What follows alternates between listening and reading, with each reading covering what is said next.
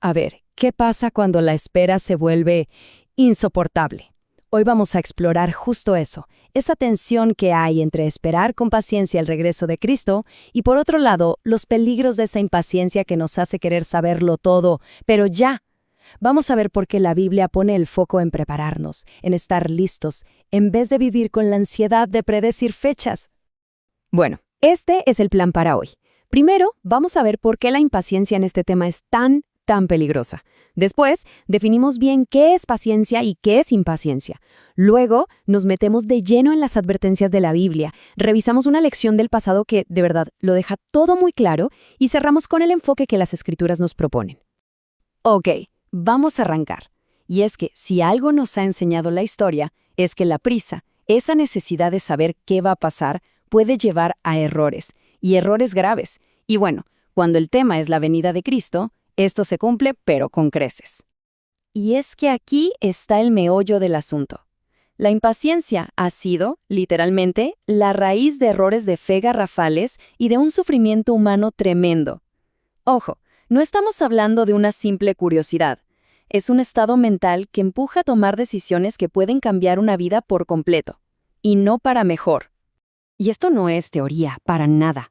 Hablamos de consecuencias reales, tangibles. Gente que, por creer en falsas profecías, ha vendido sus casas, ha dejado su trabajo, ha abandonado sus estudios, incluso se ha separado de su familia. El resultado final, muchas veces, es la ruina total. No solo económica, sino también espiritual. Y todo por confiar en la especulación de alguien en lugar de lo que dice la palabra de Dios. Ahora, pasemos a algo que es clave. ¿Cómo se definen estas dos actitudes, estas dos mentalidades tan opuestas? Es como si estuviéramos en una encrucijada, ¿no? Dos caminos que empiezan en el mismo lugar, pero que nos llevan a destinos totalmente distintos. Y miren, el contraste es abismal. Por un lado, la paciencia se presenta como una virtud, como una fortaleza. Es esa firmeza que nos ayuda a soportar los momentos duros. Pero la impaciencia es otra cosa. Es un remolino de ansiedad, de preocupación, que puede terminar hasta en depresión. Es vivir en un estado de intranquilidad total. Y este ejemplo del agricultor que vemos en Santiago es perfecto, de verdad. A ver, el agricultor sabe que la cosecha va a llegar, tiene esa certeza, pero, al mismo tiempo, sabe que no puede acelerar las estaciones, no puede forzar a la tierra. ¿Qué hace? Espera. Pero no es una espera pasiva, es una paciencia activa. Trabaja, prepara el campo y confía en que el fruto llegará, aunque no sepa el día exacto. Bien, ahora vamos a meternos de lleno en lo que dicen las Escrituras, porque cuidado, hay advertencias súper claras sobre este peligro de ponerse a especular con las fechas. Aquí el apóstol Pablo es súper directo. Básicamente dice, ¡Ey, calma! No pierdan la cabeza.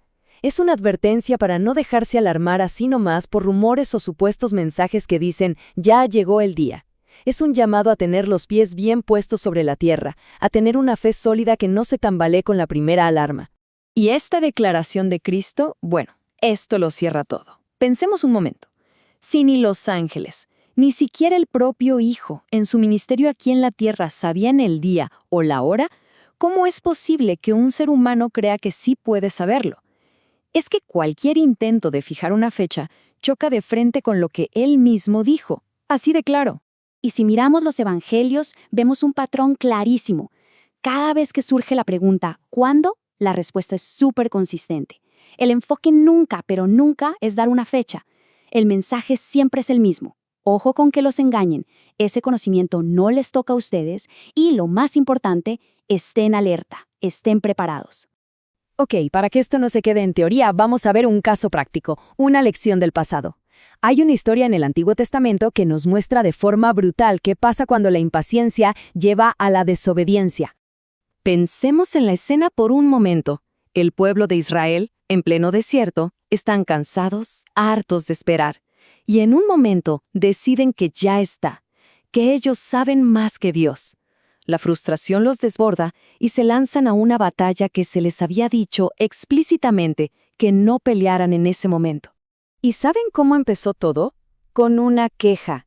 La impaciencia se transformó en queja, y la queja los llevó a cuestionar todo el plan de Dios. Empezaron a querer tomar el control. Y fíjense qué locura, hasta a desear volver a ser esclavos en Egipto. Ahí está el primer paso hacia el desastre. Es la duda que brota directamente de la impaciencia. Pero no fue que nadie les dijo nada. Moisés se los advirtió, y de la forma más clara posible. Les dijo: oigan, si siguen con esto, van solos. La ayuda y la protección de Dios no estarán con ustedes. La elección era simple: obedecer y esperar, o desobedecer y atenerse a las consecuencias, por su cuenta. ¿Y qué pasó? Pues exactamente lo que se les había advertido. Se empecinaron, se pusieron tercos, y esa terquedad que nació de su impaciencia los llevó de cabeza a una derrota aplastante. Es una lección de verdad súper contundente sobre lo peligroso que es ignorar los tiempos de Dios y querer hacer las cosas por impulso propio. Entonces, después de ver todo esto, ¿qué nos queda? Bueno, nos queda un cambio de enfoque total.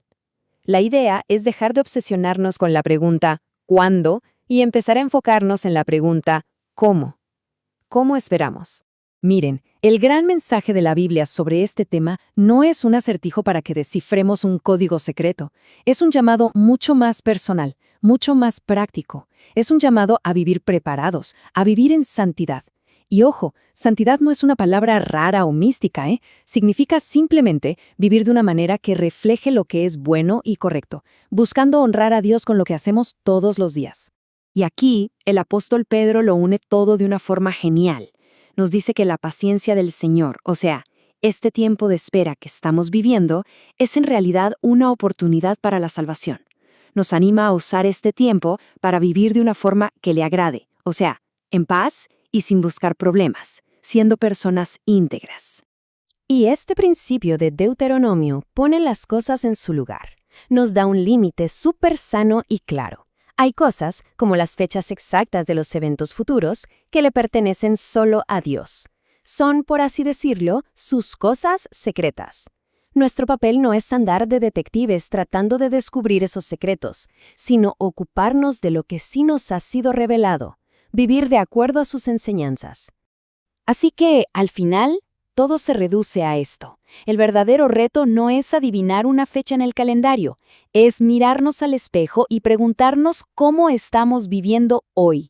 La pregunta que de verdad importa, la que nos deja todo este análisis, no es sobre el futuro, sino sobre nuestro presente. La forma en que vivimos hoy refleja que estamos esperando su regreso.